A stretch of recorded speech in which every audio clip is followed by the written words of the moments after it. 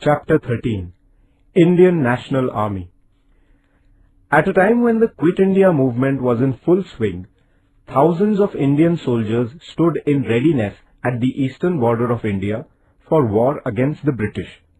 These soldiers were members of the Azad Hind Sena or the Indian National Army. Netaji Subhash Chandra Bose was their leader. Subhash Chandra Bose had been twice elected as the president of the Indian National Congress. He was of the opinion that while England was engaged in the Second World War, India should take advantage of the situation and intensify the agitation in India.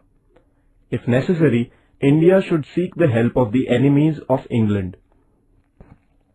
However, he developed differences of opinion with the senior leaders of the National Congress. Therefore, Subhash Chandra Bose resigned from the position of the Congress president. He founded a party called the Forward Bloc in order to place his views before the people. In his speeches, Subhash Babu began to appeal to the Indian people to rise in revolt against the British. Therefore, he was interned in his residency by the British government. From there, he escaped in disguise. He reached Germany in the month of April 1941. There, he founded the Free India Center. From the Berlin radio station in Germany, he appealed to the Indian people to join an armed struggle for the independence of India. However, he did not get the expected help from Germany. At the same time, Rash Behari Bose requested him to come to Japan. Formation of the Indian National Army. Rash Behari Bose was living in Japan since 1915. He had organized the Indians living in the countries of Southeast Asia and had established a society called Indian Independence League. Japan had conquered those territories in Southeast Asia which had been under British possession in the early part of 1942. At that time, thousands of Indian soldiers and officers in the British Army there fell into the hands of Japan. Rash Behari Bose, with the help of Captain Mohan Singh, formed a battalion of these Indian prisoners of war. It was named as the Indian National Army or the Azad Hind Sena. Subhash Chandra Bose was requested to lead this army. In October 1943, Netaji established the Azad Hind government in Singapore. Prominent among his associates were Shahnawaz Khan, Jagannath Rao Bhosle, Dr. Lakshmi Swaminathan, Gurubaksh Singh Dhillon, and Prem Kumar Sehgal. Captain Lakshmi Swaminathan was the commander of the Rani of Jhansi regiment. The tricolor was the standard of the Azad Hind Sena. Jai Hind was their salutation. Their clarion call was Chalo Delhi.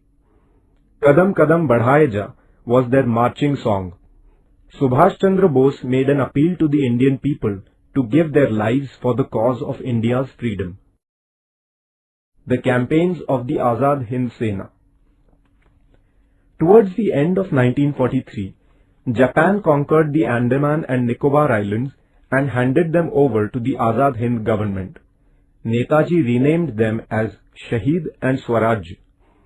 Arakan in Myanmar was captured in 1944. Posts on the eastern border of Assam were captured.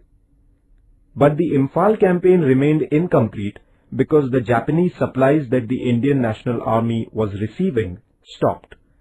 At this juncture, the British received reinforcements from the American Army which added to their military might. Even in these adverse circumstances, soldiers of the Indian National Army were fighting with all their strength.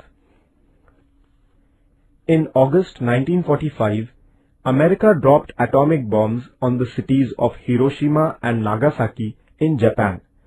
As a result, Japan surrendered. Around this time, Netaji Subhash Chandra Bose died in a plane accident on 18 August 1945.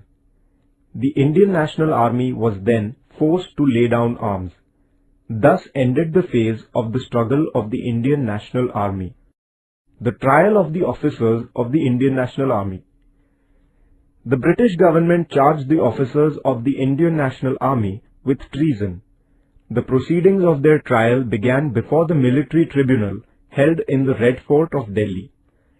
Pandit Jawaharlal Nehru, Bhulabhai Desai, Tej Bahadur Sapru and other distinguished jurists defended them. The military tribunal held the officers guilty and they were sentenced to life imprisonment. The Indian people had feelings of sympathy and pride for the Indian National Army. The punishments given to the officers by the British government gave rise to feelings of outrage against the British government among the Indian people. The British government had to suspend the sentences given by the military tribunal. The revolts of the Indian naval ratings and of the air forces. The inspiration provided by the Indian National Army caused discontent against the British power among the soldiers in the Navy and Air Force. It burst out on the British warship Talwar at Mumbai on 8 February 1946. The soldiers flew the tricolour on the warship and shouted slogans against the British power. The British government sent the army and opened fire on the naval ratings. The rebels, too, countered it with bullets. The workers and common people extended their support to the naval ratings. Finally, with the mediation of Sardar Vallabhbhai Patel, the naval ratings laid down their arms. In order to lend support to the uprising of the naval ratings in Mumbai, the Air Force officers at various places such as Delhi, Lahore, Karachi, Ambala, Meerut, etc. went on strike. These revolts were a clear indication that the sentiments of discontent against the rulers had reached a climax. Thus, during the years 1942 to 1946, the foundation of the British rule in India was badly shaken. The Indian people had expressed their strong opposition to the British through the Quit India movement.